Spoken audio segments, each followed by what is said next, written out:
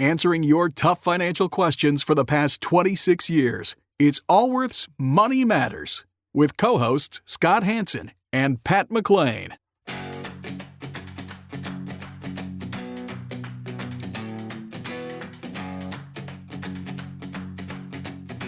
Would you like an opinion on a financial matter you're dealing with? Whether it's about retirement, investments, taxes, or 401ks, Scott Hansen and Pat McClain would like to help you by answering your call. To join Allworth's Money Matters, call now at 833-99-WORTH. That's 833-99-WORTH. Welcome to Allworth's Money Matters. I'm Scott Hansen. I'm Pat McClain. Glad you are here with us as we're talking about financial matters. Both myself and my co-host here.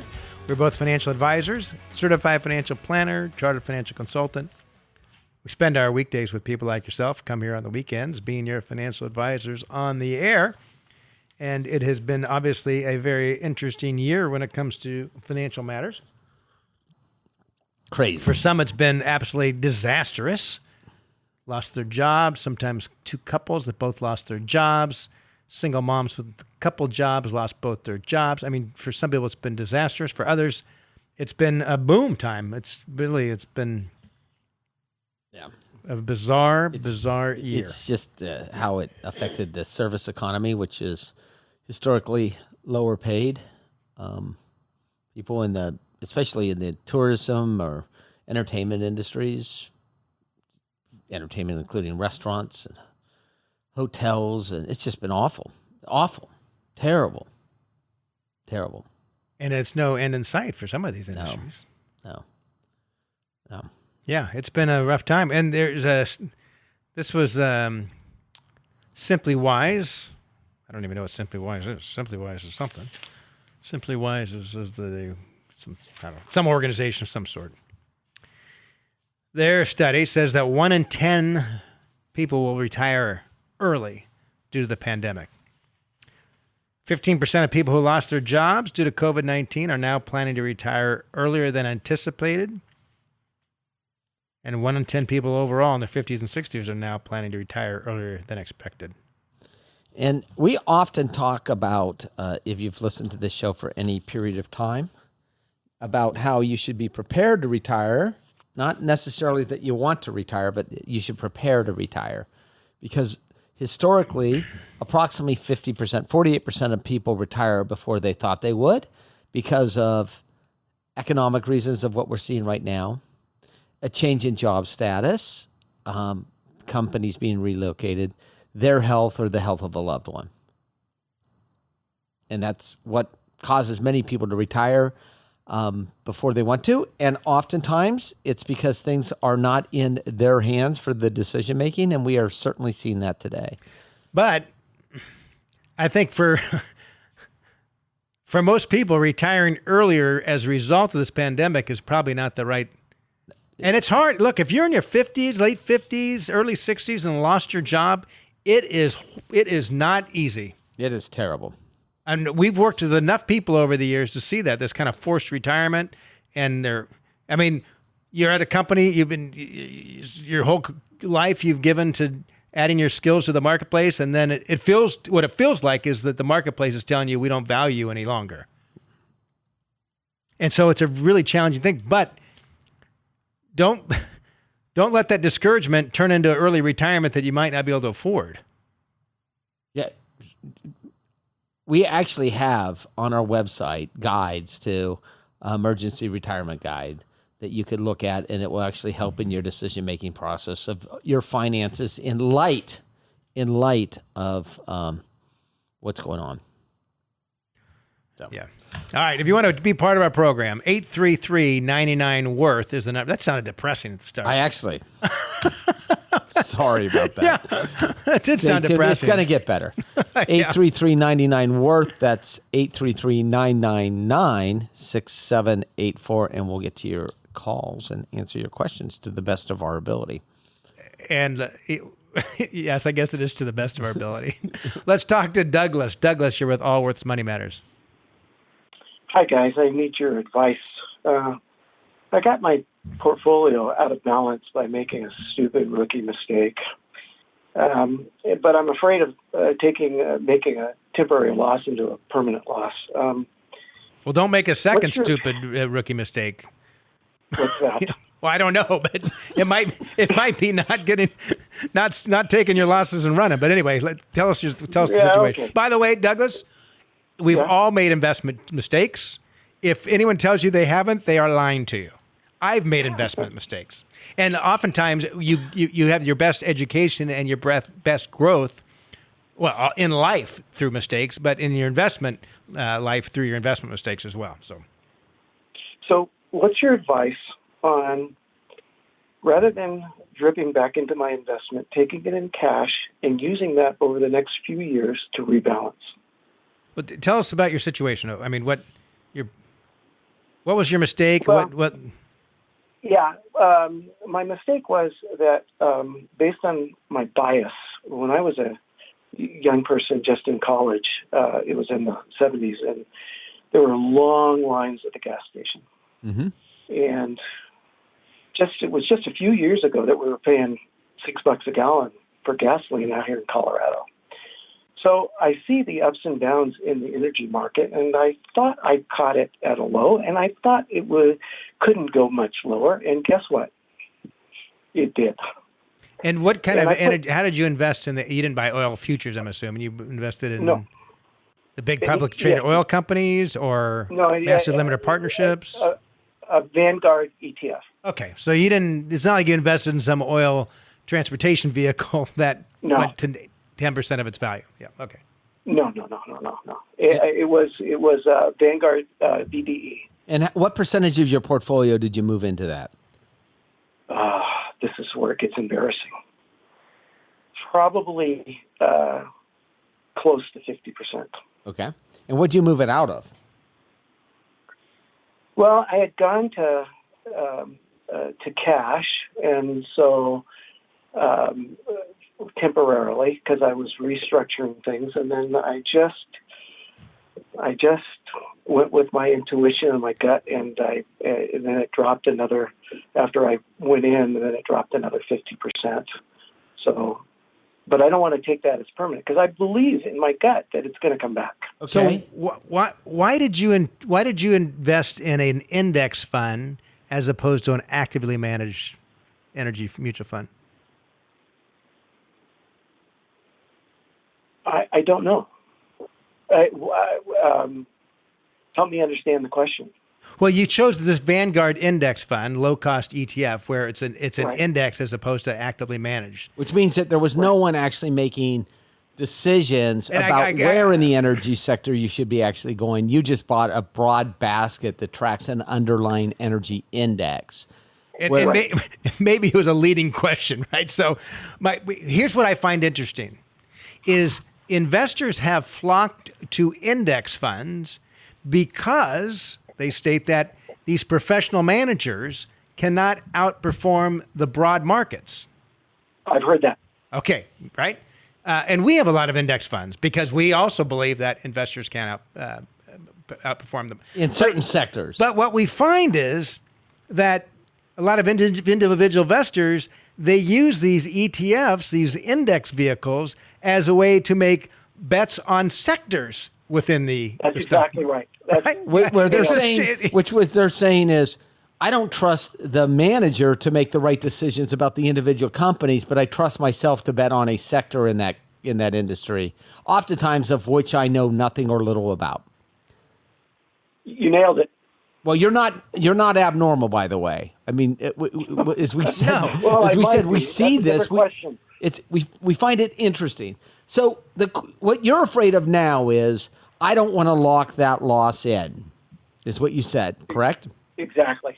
Well, you know the fund doesn't and it know pays you. good dividends. Okay. Well, it is, especially now, as it drops in value. The lower it goes, the higher. But those dividends won't be maintained forever, right? They won't be maintained forever because the reason that it has fallen in value is because they're not earning as much. So either they're going to start paying dividends out of money they borrow, or they're going to start retaining those dividends. So don't count on the dividends going forward. But the interesting thing you have to think about is this fund doesn't know that you own it. So let's just say that you can get this thing back to what you paid for it over the next 3 years. Would you stay with it? I would reduce my position, but I would pull a big portion of it out. Okay, thank you. And the reason is because many time investors act like their portfolio or their particular bet in the market lives in a vacuum, but it's relative to something else, right? So where you have a tendency to say, well, this thing's going to come back, I just got to wait for this to come back, where had you actually taken it out and let's just say bought the S&P 500 index, it may recover faster than what you own. So how I would do this is I would quit relying on hunches, guts, right? What you said is I had this gut feeling. I think that's what you said, or I had this hunch. That's intuitive.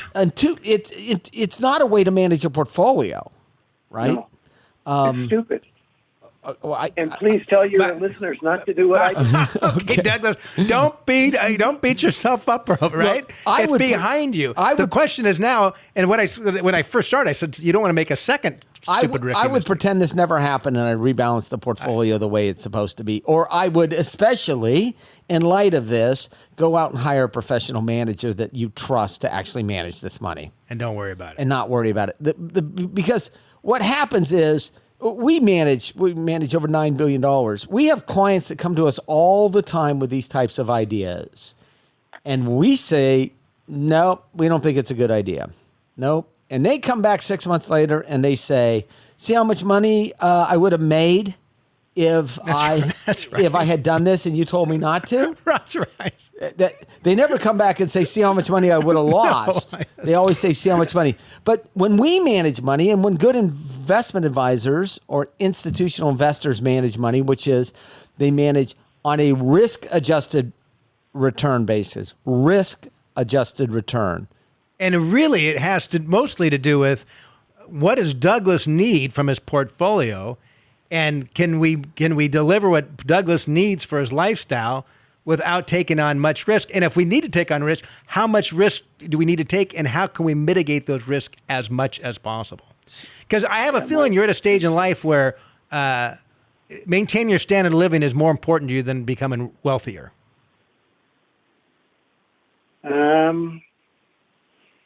It would be nice to leave more to my kids. Douglas, how old are you? I turned 65 in November. Okay. Are you not retired? No. I probably won't until I'm 70. Because you can't or because you don't want to? Because I really love what I'm doing. Okay, yeah. Perfect. Then you should work as long as right possible. now, but if you look at people who are retiring today, they're much older than they used to be. 24% of retirees are 70 and above now, before they go into retirement. So, look, I appreciate the fact you want to leave more for your kids. The reality is you've given your kids everything they need before their age of 25. Okay, well that's irrelevant. But Douglas, don't repeat your mistake by just wait. And eventually this stuff's going to come back. But the opportunity cost might be tremendous. You might miss out on a good run somewhere else. So, my sister, Douglas, if you were standing next to me, I'd say, just build the portfolio. If you wouldn't buy this today, if you wouldn't buy it today, don't own it. I mean, that's the bottom line. If you wouldn't buy this today, if you wouldn't put this much in... Scott, you would say, go get yourself a good advisor to build a portfolio. Go look. You mentioned Vanguard. Vanguard did a study that talks about the value of a good advisor. Could bring up to 3 percentage points a year by wealth management, behavioral financing, et cetera. Go read that study. I would encourage you to read that. But Scott, what do you always say to me when we talk to the investment advisors? The most important role that we play as advisors is stopping people from making mistakes from which they cannot recover. That's right. Right? We'll give you advice, right? That's the greatest value I believe I have provided in my career, 30 years. We'll give advice to people to stop them from making mistakes that they cannot recover, from which they cannot recover. And quite frankly, everyone looks at return, but you have to look at risk-adjusted returns. Risk-adjusted returns, not just returns. And if it doesn't work out, what is the real cost? So forget the fluctuation in your portfolio. What's it actually mean as far as your retirement? What's it mean as far as your family income? What's it mean for lifestyle? So, as my sister who ran, I think, one semester of track in high school, she wasn't very good. She's a good sister, just not a very good one. Okay, that's good. And she talked this time, she was running, she says, Coach, I think I'm going to barf. And he says, Hanson, barf and go on. And she likes to joke about barf and go on. So this is one of those things, you don't want to do this. It feels horrible. Throw up once, make the change, move forward, right? That's what my advice would be, barf and go on, I guess. I don't think I've ever said that. Okay. Maybe I'll never will again. That's an analogy we're going to leave. Okay. Take the pain and move on. Let's go with that. It's only painful once, Yeah. and you feel better. 833-99-WORTH is the number to be part of our program. I guess you didn't like that. No, I like it. But then, when I was trying to say everything you've given your kids, most of what you need to give your kids, Of you gave before. course. So you stopped me from saying that nice thing to use that analogy. You think our airtime is so much better spent if you tell stories about a track coach versus I'm trying to get. Actually, I don't even know what the story was. Things change over time. I'm trying to get deep here. I was trying to get deep. I believe that most of what you've done for your kids, you do before their age of 25. And the kids have most of your values by the age 12. Yeah. Yeah. And most of your money by the age of 40. And money. Anyway, let's continue on with calls. 833-99-WORTH.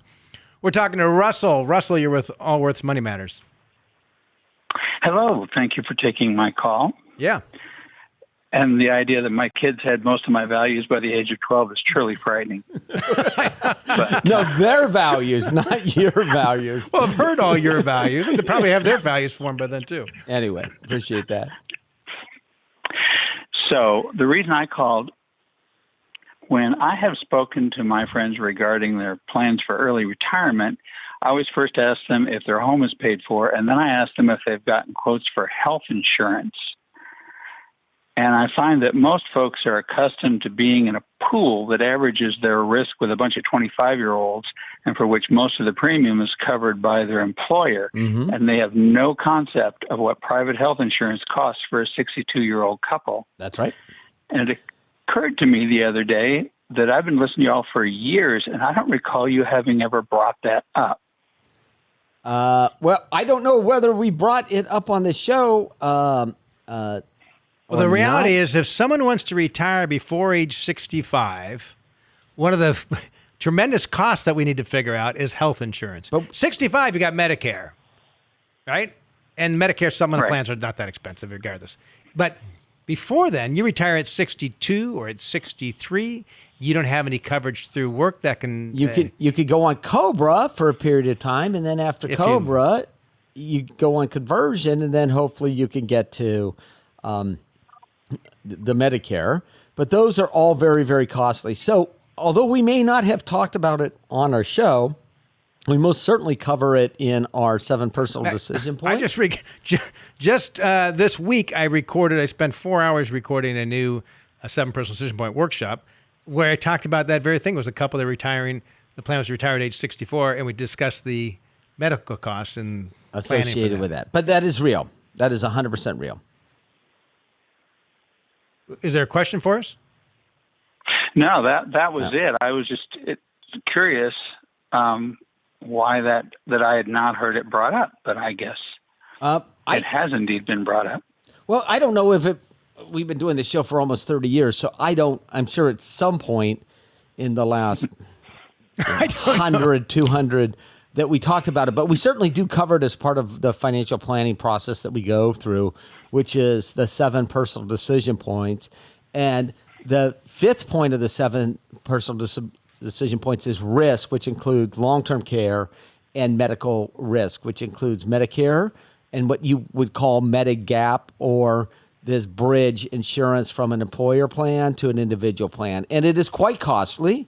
In fact, for a while, my father was paying the premiums. It is quite costly.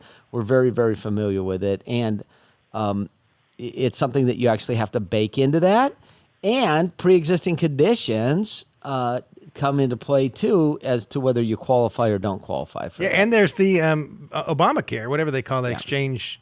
I have a friend who that substantial assets, but was able to qualify for that because of a break in work. And it's the kind of planning that you can do, because a lot of it's based upon what your income is. And if you structure things right, maybe you don't have any, if you retire at 64, let's say you got a couple $1,000,000 in your 401k, you don't take any distributions from your 401k, maybe you don't start Social Security and live off some savings during that period of time. It looks like you've got very low income and you qualify for the Affordable Care Act. Whatever the exchange land stuff is. So there's lots of ways to structure it. That it clearly needs to be planned. And if for those that are retiring early, that have planned to retire early, one would hope that they have the assets set aside to pay for that incremental cost. And it's typically for a year or two. So let's say it's $2,000 a month. $24,000 is a lot of money, but if you got 1 year's worth of it and that's the only thing you've got, and you've planned for that, then I think you could be in fine shape. So anyway, glad you called, and it sounds like a lot of people go to you for retirement advice. So hopefully you are giving them the right kind of getting the home paid off. I think is a big one. And so speaking of getting your home paid off, come December 1st, the cost of refinancing any Freddie Mae or Fannie Mac loan, what they call I saw this. Yes, it's they will now be subject to the adverse market refinance fee. So, it's a new fee when you refinance. And a new term. Which is, I've never heard this before, the adverse market refinance fee, which is 0.5% of the total loan amount. And it's to help cover the $6 billion of projected losses incurred by the COVID-19 crisis that the Fannie Mae and Freddie Mac expects to recognize. So what we would expect to see as we go through this, there will be... why the government is still this heavily involved in the home loans is... Really? Why? So talk to me about that. Well, why can't they let the private markets to figure out what the rates are, particularly at this low of rate? Well, they're because many people would not be able to ever borrow money to buy a home. So if you look at before Freddie Mae and I'm not telling you whether it's a good thing or a bad thing, Scott, but you look at the amount of home ownership, and we can argue whether a high level of home ownership or low level of home ownership is good or bad. That's a different. But prior to Fannie Mae and Freddie Mac, the amount of private lenders, although the bond markets and the fixed income markets weren't nearly as efficient back then. That's true. Most certainly, people are qualifying for loans that shouldn't be getting loans. I don't know if I could even get into this theoretical discussion at this point in time.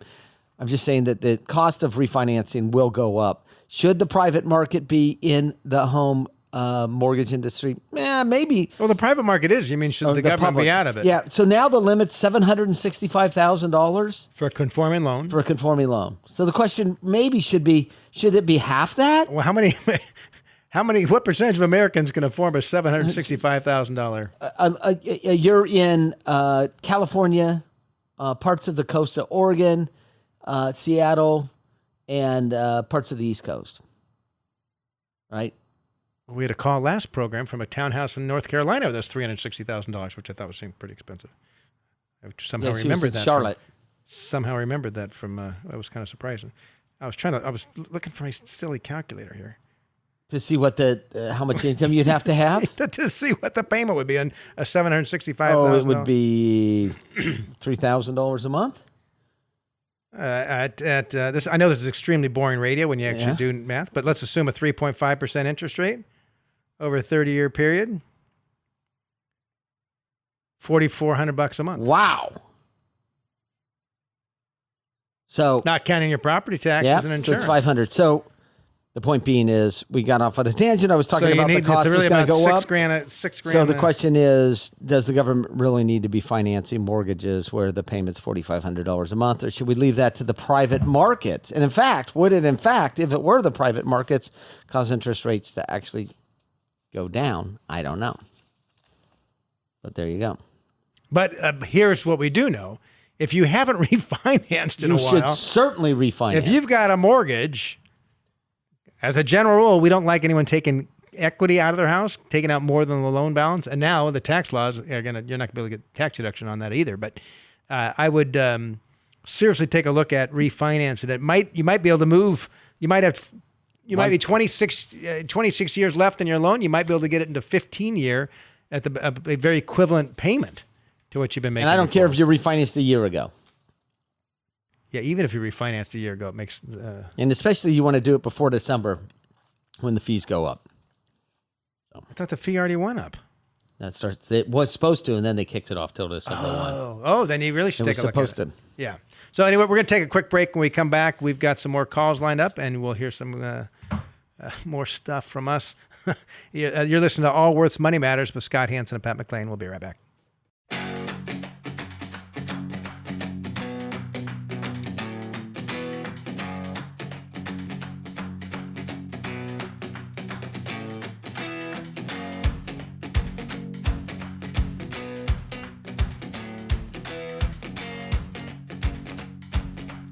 Can't get enough of Allworth's Money Matters? Visit allworthfinancial.com/radio to listen to the Money Matters podcast. Welcome back to Allworth's Money Matters. Scott Hansen. Pat McClain. Hey, want to let you all know, we have, in this, up until March of this year, we would have periodic workshops where we would have them at a hotel or a library or something along those lines, where you can come. There might be 100 or 200 people in a room. We did some at universities with several hundred people in a room. Obviously, right now, you can't, someplace you can't have more than 6 people together or 10 people together, all that stuff. So we all understand that. So we have pivoted to our virtual workshops. And this retirement transition workshop that we put together is not just some talking head on a screen with a PowerPoint presentation for 45 minutes at all. Highly produced, lots of different camera angles, lots of different, make it as interactive. And what we try to do is if you're not going to watch it, the information means nothing. So we actually produce these so that they're interesting and that they'll hold your attention for the whole length of the 45 minutes.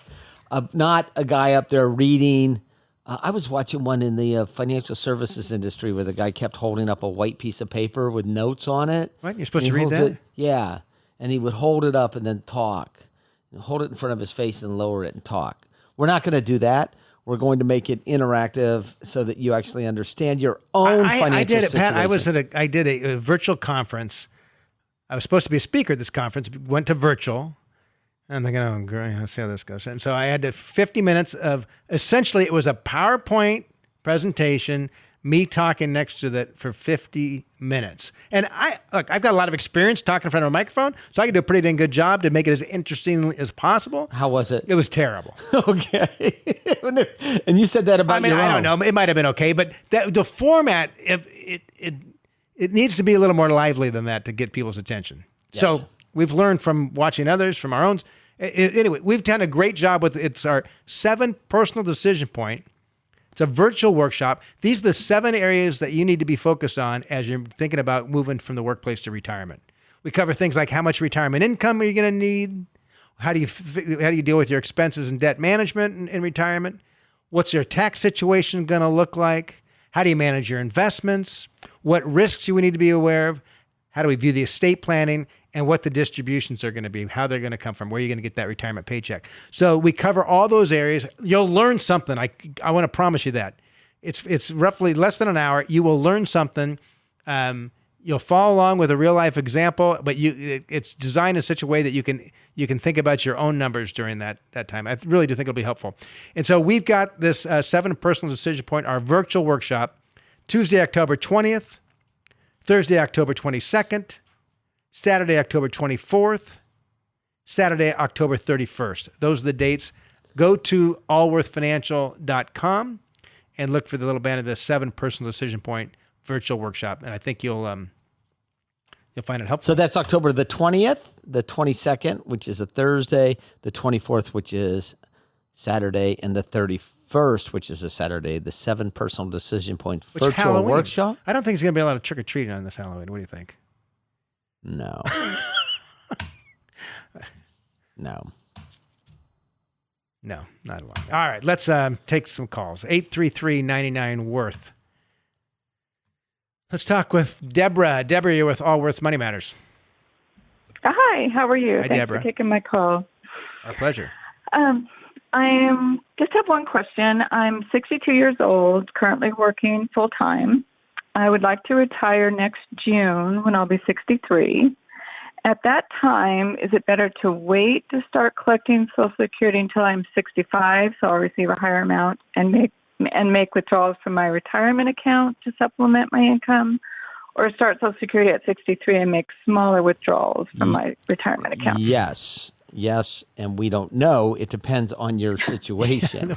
So, are you single or married? I'm married. Okay, and is your spouse retired or still working, or? He retired from Intel about 3 years ago after working there for 25 years. He's currently working part-time, making about $40,000 a year. I currently make about $92,000 a year. And just as an off, you'll have health insurance between there and the time and you. Yes, my employer will be covering it at 96% until I turn 65, and then they'll be secondary after Medicare. So without Social, and do you have any sort of pension? Because a retiree medical is kind of nice still. Oh, that's awesome. Yeah, I have a 401k. My balance is $560,000. My husband account is with Allworth, and it's about $525,000. And I contribute about 12% per paycheck. And what other income will you have coming in between the date of retirement? So you said your husband's making $40,000 a year, and he is not on Social Security. Do you plan on going back to work? No. When I retire in June from my current company, that's as if I do want to work. It would just be part-time, somewhere not as stressful until I reach like 65, when I would start collecting Social Security, if that's the right thing to do. Yes. Well, the challenge with collecting Social Security and still working, you can only earn like 16 or 17 grand a year, Pat, before you start losing benefits. It's a little bit higher than that. Not now, much higher, but it's so the challenge is, even if you're working part-time, it might reduce your benefits. So if there's any thought whatsoever of maybe wanting to do some more, and assuming you have a normal life expectancy, delaying payments it's not hurting you. It's not like you're costing you anything, because every month you delay, it means a little bit more money whenever you start. And what would you every month you what delay. would you live on without that Social Security benefit? Taking money That's out of your 401k? I would withdraw. Yeah, I would withdraw from my 401k. Our expenses are very low. We could live on $5,000 a month. Our house is almost paid off. We owe like $50,000 on it. Okay. So, and that's it. So I'd bring you through the calculation, and my guess is that you'll probably, assuming that you're not going to go back to work, is that you will probably start Social Security after you retire. But you have an advisor at Allworth, and the Allworth advisor will run a Social Security calculation for you to tell you exactly when you should exit. And you can look at different what-if scenarios. Yeah, you can say, what if I take it at 64, 65, 66, and they'll actually show you what your account balance does on your 401k, whether you take it off of that or whether you start Social Security early. But as a rule of thumb, from what you have told me so far, you're probably better off taking Social Security when you are eligible for it. And you said you were going to retire in December. Is that what you said? June. In June? No, June of next year. Oh, well, then you would wait until January of the following year. At least till January. Of the following year, so you don't have to worry about the special monthly rule. And you might find, when was the last time you took off more than 3 months at a time, Deborah? I've never. Okay. Yeah, I wouldn't be in a hurry to start it. Right? Because you don't know. You might 6 months in, you might think this is fantastic. I am never working another day of my life. I'm having a ball. I'm so busy. I can't believe it. Or you might be saying, I need awful. I need something productive to do. I mean, I don't know, right? And you won't know. Yeah. So the earliest I would take it is the January 1st following the year in which you retire. But I agree with Scott. I'd give myself some time to see actually whether retirement actually makes sense for you or not. Not monetarily, but psychologically. And then I'd go back to the advisor at Allworth and ask them to do the calculation of when you should actually run the what-if scenarios. So we have software that they actually use, your advisor uses to actually do all kinds of what-ifs. And yeah, he's been great. He just runs scenarios. I've asked him, like, if I retire at 62 or if I retire at 65 and my husband's working, he's done all these calculations. So it's very helpful. And did you ask him, what happens if you retire now and your husband works forever? Did you ask him that question? Works forever. No, I have not asked him the Social Security question, but I will. I definitely will go back. Actually, and thank you for being a client of Allworth. And by the way, we're not intended to make an endorsement from Deborah. We had no idea she was a client until she just stated. I guess technically your husband's the client, but securities law prevents us from having client testimonials. So what I'd like to state is that she might have had an okay experience till now. It could be absolutely horrible tomorrow. Or it could get even better. We're just not allowed to say. And there might be others who have had horrible experiences and hate us. Okay, that's our disclosure. So I don't know how if you're a regulator, please, I don't know how you would have any problem with stating that. And there probably are. There's probably some that do not like Allworth. I guarantee you, out of the thousands of clients we've had, there are more than one do you have to, that have not had a great experience. Keep going on and on about the ones that may not like us? Let's just go to the next call. I do remember, this is early on in my career, this guy was driving me nuts. And by the way, everyone in our organization, I was explaining this to someone this week, they have the power to fire a client. Now, before you think, what this thing? We all know people in our lives that, most people are great people, most people appreciate one another, that sort of thing. Every once in a while, and you know what it's like at work. Then there's that person, and I think that's what so doesn't. I might be that person at work, Scott. You know what? Like the DMV gets a bad name, or the post office. They have no choice. They can't tell a jerk person to get out. Like, sorry, you have to leave. We're not going to renew your driver's license this month. They don't have that power, right? Okay. Private enterprise has that power. Okay. Nordstrom's can kick you out if you don't wear a shirt or shoes. Whatever, right? So no in any shoes, case, no shirts, no service. This was years ago, and this client, he was not a nice man. And I said, I'm sorry, you're going to have to take your business somewhere else because I don't want to work with you any longer. And he was so angry, he was going to file a complaint with the Securities and Exchange Commission. I said, you can file a complaint all you want. I'm pretty confident in the United States that as a private enterprise, we're allowed to choose who to work with and who not to work with. He liked you, though. Well, I guess. He never did file a complaint. Oh. I thought that would have been a good one. I haven't had any complaints filed against me in my career, fortunately. Thank you. Let's continue on. 833-99-WORTH is our number. We are in Jacksonville, Florida with Jack. Jack, you're with Allworth's Money Matters. Scott and Pat, good day. Hi, Jack. I've been listening via podcast for about a year, and I really enjoy your program. Well, thank you. I recall being in Jacksonville for a quick business trip years ago, and from my hotel room, I could look out in the river, and there was a dolphin swimming in the river. And I don't know if that's a regular occurrence in Jacksonville, but I had a nice 24 hours in Jacksonville. So. That's not entirely unusual. We have lots of dolphins around here. All right. So I need your advice on a bit of an unusual problem. My wife and I have saved perhaps too much money in tax-deferred accounts and maybe not enough in some other places. I like your ideas on some strategies to keep our upcoming RMDs from inflating our income up into higher and higher tax brackets. How old are you? I am 71. My wife is 68. We both retired in 2014. We between Social Security and pensions, we have an annual income of about $88,000. We draw about $20,000 only from our investment accounts each year. We have no debt. Is that $20,000 included in that $88,000? No. that's on top of the. And are you drawing? You say investment accounts? Are you drawing from IRAs or 401ks? Yeah, or we have a brokerage account. We have Roth IRAs too. Have you been converting to a Roth IRA since 2014 while you've been retired? Yeah, I have been, but I think I've been too timid in that process, perhaps. So what are the account balances in your IRAs? Well, my IRA is just shy of $2 million, and my wife's IRA is just a tiny bit over $1 million. And you said yours was $2 million or $10 million? $2 million. Yeah, so essentially you have $3 million in retirement accounts that you are tax deferred. Yes. What do you have as far as brokerage account? What do you have outside of their savings? Together we have about $800,000 in brokerage and about another $800,000 in Roth IRAs. Well, so you've done a pretty good job. You've converted quite a bit to the Roth. You've done a great job. How much have you converted the last few years on an average on an annual basis to the Roth?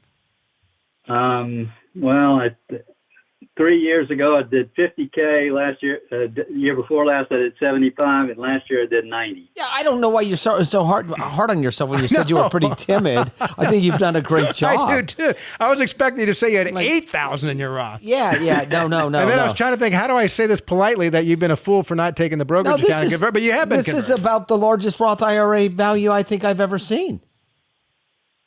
Mitt Romney had one for $96 million. Oh, Mitt Romney was running a private equity firm.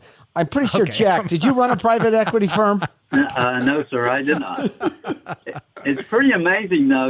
We didn't. I don't see that we did anything special. Neither one of us made a whole lot of money in our careers, but we both worked, a full career, and we just saved. And I think we were, lucky in timing. We had two of the longest, strongest bull markets in history that we dollar cost averaged into. So yeah, you also had the last couple decades haven't been all that kind, frankly. But you are here because you lived below your means, always. Yep. You saved on a consistent basis, and you avoided debt. And you didn't respond to the markets by either timing in or out over a period of time. You set up an allocation, and I assume you stuck with it. Would these all be fair statements? Right again. So from your standpoint, you're like, it really wasn't that. It's like we didn't do anything special, and we didn't really earn that much. It's not like you spent your life figuring out how to become a millionaire, right? But you were disciplined. You were disciplined. No, but it just happens over time. I think. Anybody can. More young people need to hear this story because it's really as simple as living below your means. So Jack, are you saving? Do you give money to charities on an annual? I like to ask people that. Now I always figure that's a tough. Let's say somebody never gives a dime. What do you expect them to say on the air? No, I hate charities, and we're not charitably inclined. We do contribute to our church, significantly, I think, and we have some other local, like food pantries and things like that. Okay. All right. So, Jack, I hate to put you on hold here, but Scott, between you and I, so how should I ask people? If you donate to charity in any year, here's what you should consider. Okay, Jack, if you donate to charities in any year, this is what you should consider. Okay. You could consider using your required minimum distribution to go right to those charities. Or some portion. And it does not come under your tax return at all. So let's say that next year your required minimum distribution is $74,000. It's going to be somewhere in that ballpark. Yep. And let's say you give, even if it's $10,000, whatever the number is, if you have that $10,000 go, whatever you give to your church and the food bank, whatever else, you go directly, it doesn't have to flow through your tax return. It's like it never occurred. It came right out of your IRA and went right to the charity. The charity gets the money. They're nonprofit. They don't pay taxes on it. And since it didn't hit your tax return, essentially did not hit your tax return, it doesn't change any of the flow on your tax return. So when you get to required minimum distributions, as you are so inclined to give money to charities, you would use that first. Okay. How old are your kids? My kids are grown and married, What are you thinking there, and Scott? I have I was, 4 grandkids. oh, nice. Just seeing because I mean, you're at a point, Jack, that you said, I think you said early on, you've saved too much, whatever that really means. But you frankly have more money than you are going to spend in your lifetime. Yeah, Fair? I'm coming to that Yeah. realization. That's a good place to be, by the way. You're much better I know. off to be 71 and be in that position than to be 71 and thinking, I hope I don't make it to 81 financially. So you're in a position right now where you can look at, you've got almost 90 grand a year coming in from Social Security and pensions. And you only need about 20 grand a year more for your lifestyle. And I imagine more money's not going to change it. It's not going to, you do everything you want to do now and you go where you want to go, except for COVID, of course. But right. I mean, you're not saying no to things because you don't have the funds. You're living the life you want. Right. We had big travel plans this year, but of course they got blown up. Yeah. So it really puts you in a position where you can think about, you and your wife can think, what do we want these dollars to do? And some of the things you should think of is funding the grandkids' 529 plans. Gets it right out of your state. Okay, that's a good idea. Gets it right out of the state, comes out of the brokerage account. Some of the things you could do is start gifting dollars to your children, right? And so, and then another thing, I mean, depending on what your charitable intents are, you can say maybe we want to give a little bit more. Maybe we want to get a little bit more involved in a particular organization or two. Because it's a way, because the challenge, you're at that point now where you're bumping into higher tax brackets on the required minimum distribution. So it's a pretty significant tax break for you. I mean, a dollar that you give to the is going to cost you 65 cents or so. Yeah, but the 529 and the gifting to your children would either come out of cash or that brokerage account. And I don't think it's one or the other. I think it's probably all three. A variety of those. And you don't have to do it all the first year either. But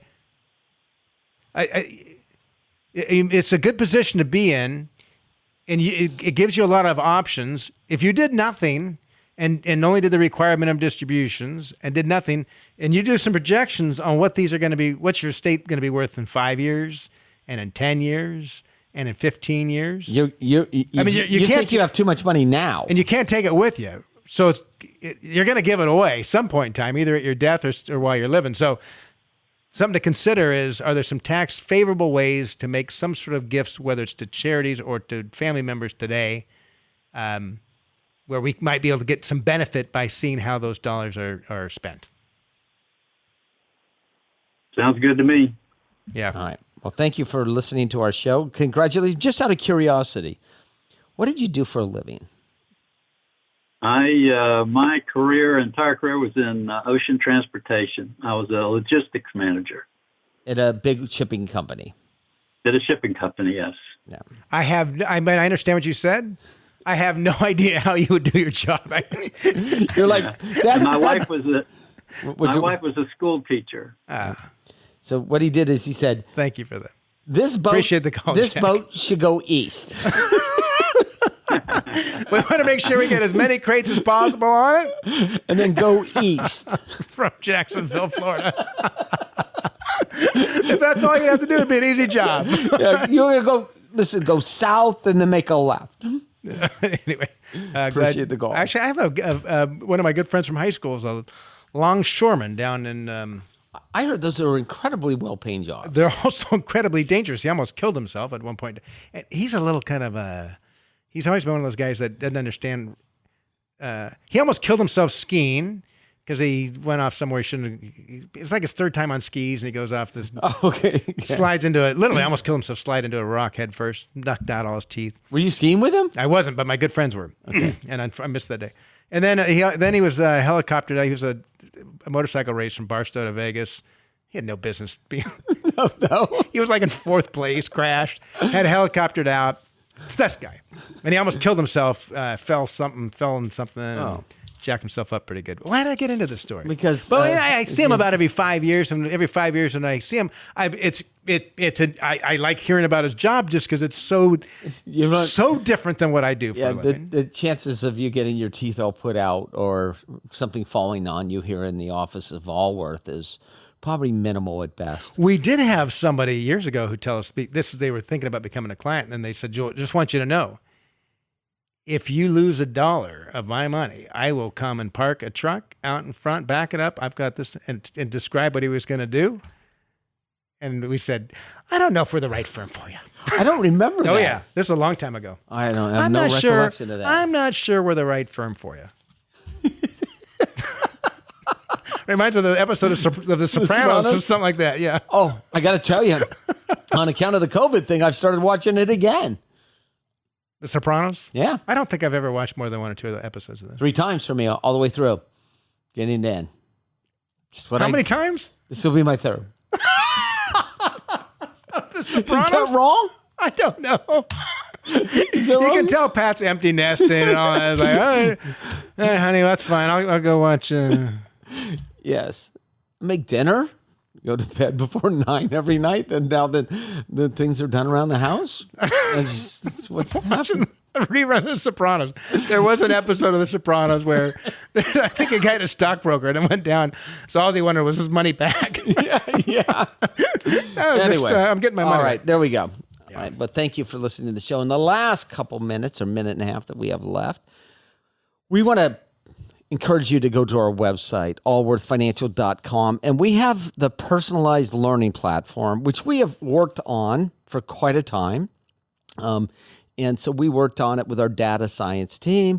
We worked with our programmers, and we worked with it with our financial advisors. And we have a video production and writers here that take this content that Scott and I and the rest of the advisors at Allworth develop, and they put it in chunks that hopefully you can understand. So the personalized learning platform is actually, it's pretty interesting. You go on there and it will ask you a couple questions about yourself. And then if you look at how it looks on a big whiteboard, it diagrams it. So if you answer this, they're going to ask you a couple more questions. And at the end of it, it is going to recommend content that you can consume, either videos or papers or short little snippets that help you better understand your personal financial situation. And that's why we call it the personalized learning platform. And that's at allworthfinancial.com. We put a lot of work into it. So it is pretty good. We'd like you to go to it because we have not only spent a lot of time, but a lot of energy and money developing in this. Well, and we believe that the more educated you are when it comes to your finances, the better decisions you will make. Yes. Plain and simple. So we're out of time. We'll see you next week. This has been Allworth's Money Matters. This program has been brought to you by Allworth Financial, a registered investment advisory firm. Any ideas presented during this program are not intended to provide specific financial advice. You should consult your own financial advisor, tax consultant, or estate planning attorney to conduct your own due diligence.